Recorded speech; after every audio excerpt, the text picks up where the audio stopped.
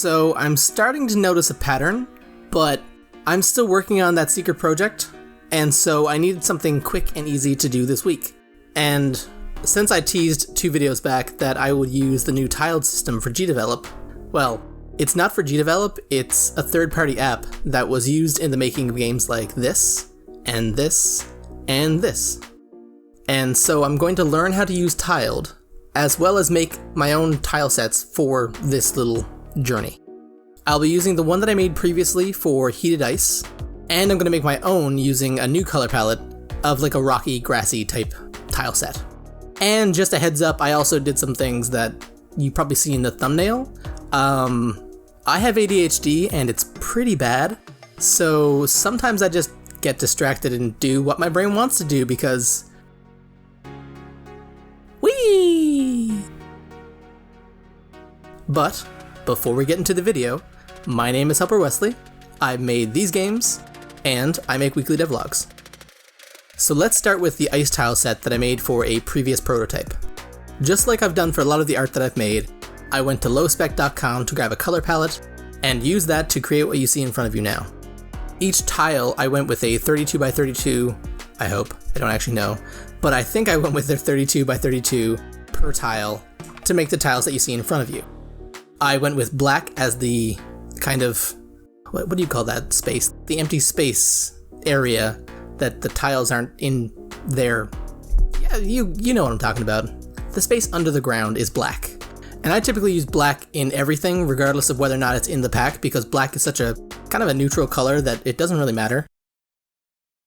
Now, I just realized that I gave advice, and I need to clarify something. I am not an artist. I'm an engineer who was trained in engineering, not in art. I don't know anything about art, and I've gotten to the point where I am now doing things for fun, okay? So don't take what I'm doing as the rules. Okay, cool. As long as that's out of the way, and if you're an artist, for example, maybe in the comments, tell everybody what I did wrong. Not in like a negative way, but like a learning way, right? Like, tell me the things that I did wrong so that next time I can not do those things.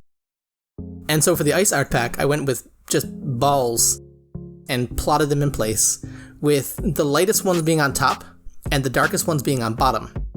And then I just went through each one and textured them. So basically it's going to be rounded.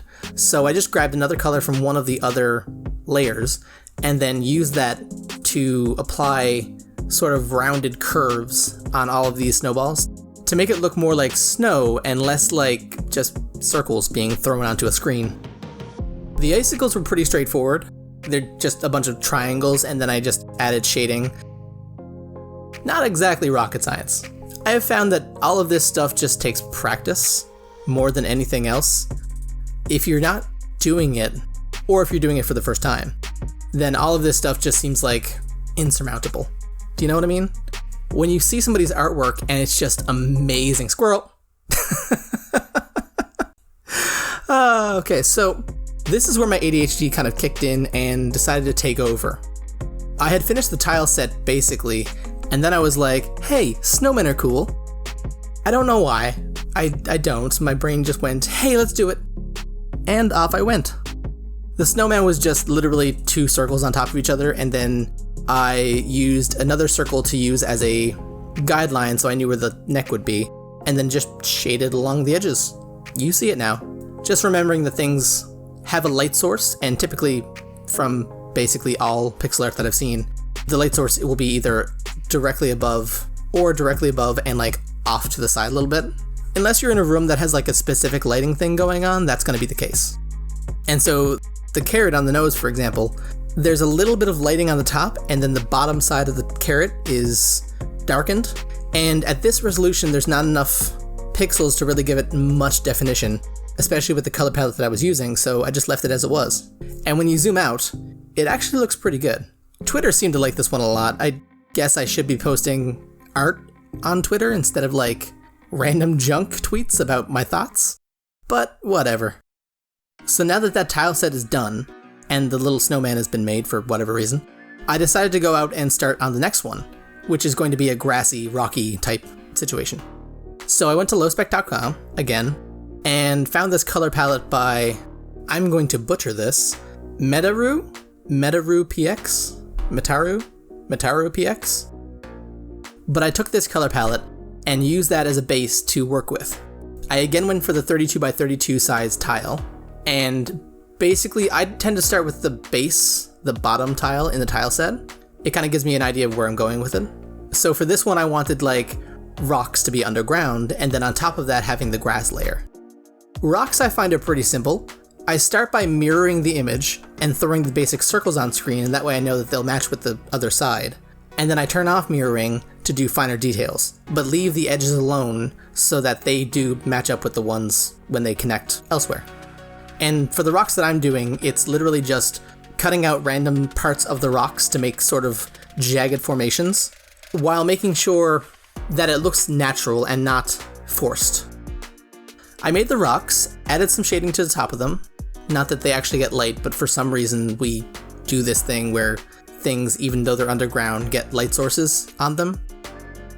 And then I started putting the grass on top. I started with sort of a realistic textured grass, and that might have been something that I could have done if I was more skilled at what I was doing, but I'm not.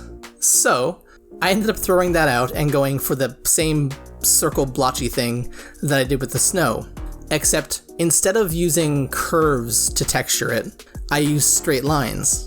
And that way, even though there are no actual realistic looking grass leaves in the bunch, these straight lines kind of give it that look. And then on the bottom rung, I used the lowest color to make these like vine things coming down. I just like the way that looks. It doesn't really make any sense because it's grass, not vines, but whatever. I then went through and did a pass where I made sure to make some separation between the grass and the dirt below it. So it's like a shadow being cast on the stone so you can't see it. And it helps define where the grass stops and the stone starts.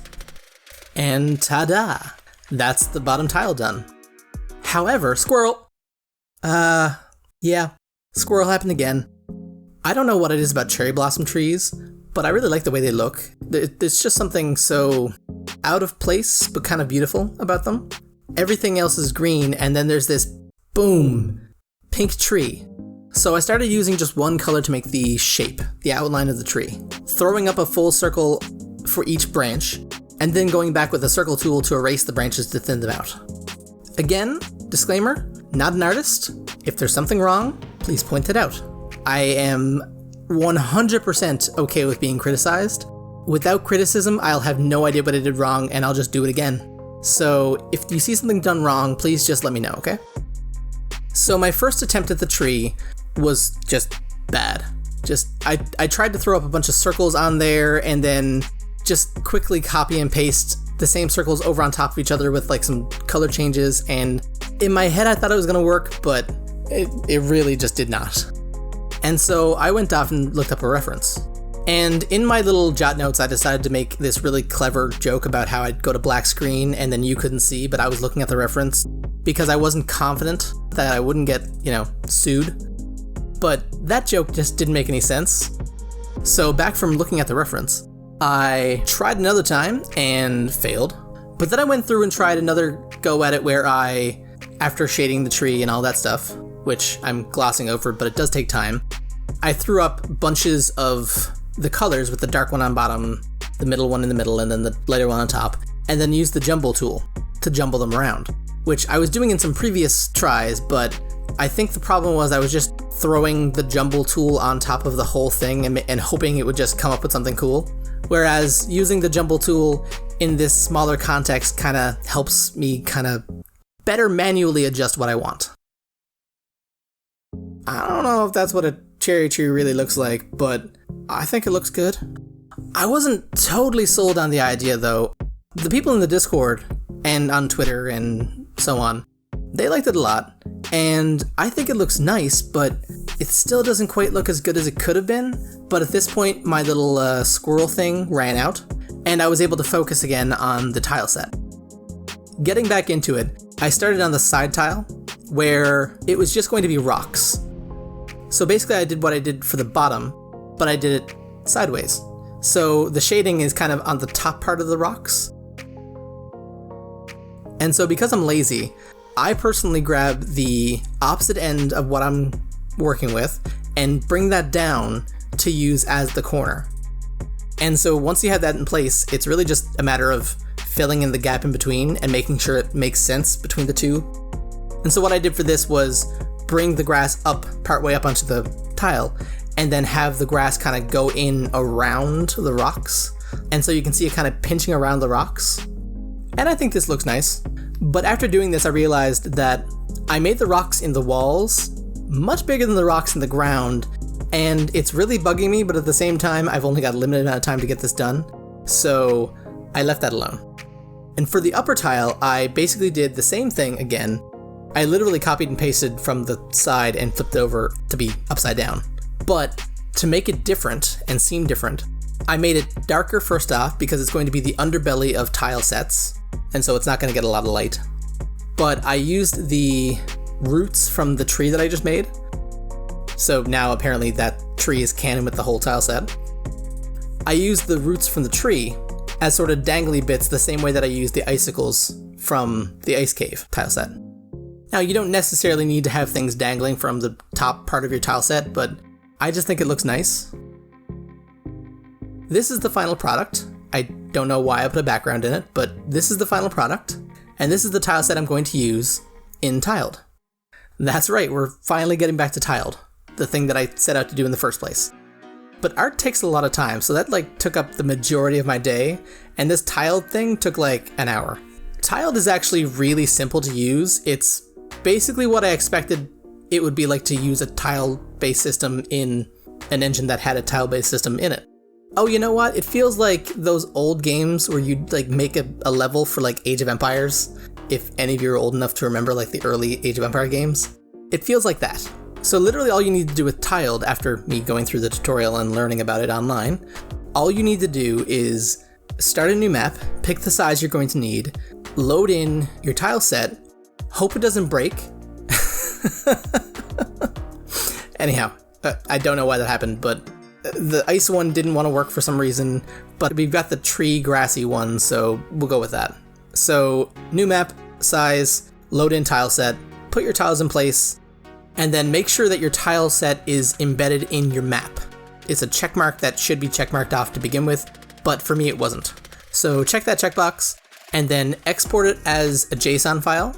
For those of you using Gdevelop, this is how you do it. There are plenty of tutorials online for other people, and it's basically the same thing, you just export to the kind of file that you need for your engine.